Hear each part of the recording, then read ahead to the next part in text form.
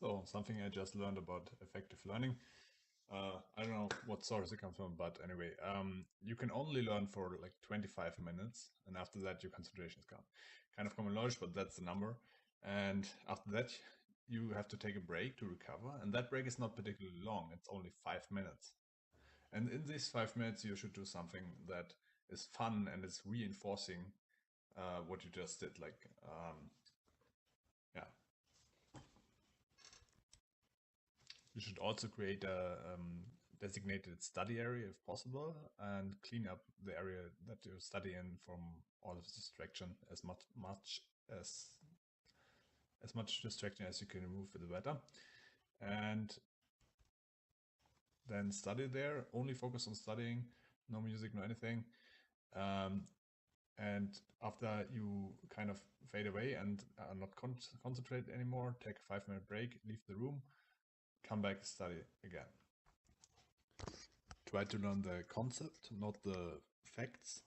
Concepts will stay with you all of the life, and facts you can look up in Google if you needed them. At least if you study for life and not a test. Don't just read stuff over and over again and try to memorize it. Try to put it on your own words and understand it that way. If you can put it in your own words, you have understood it. That's also kind of what I'm trying to do with my YouTube videos. One example, if you try to remember the numbers 1987, 1988, 1989 in a row from reading it, it's really, really hard. But if you remember that it's 1998, 1999, 1990, starting with 1997, it's a lot easier. So you have to grasp the concept and remember that, and then you can remember all the numbers. Also take notes or make a video about it from what you understood and put it in your own words. There's a difference between recognition and learning. If you hear a song and you think you can sing with the lyrics, you actually can't. You don't know what's coming next, but if it's coming next, you recognize it, that you have heard that before. And yeah, there's a difference. So if you make notes in your book and you go through it again, just because you recognize the parts doesn't mean you know the parts. That is actually something that happened to in my test too. I thought I knew the word, but then I couldn't remember it, and that's kind of the trap I probably fall in. And the way you can that the way you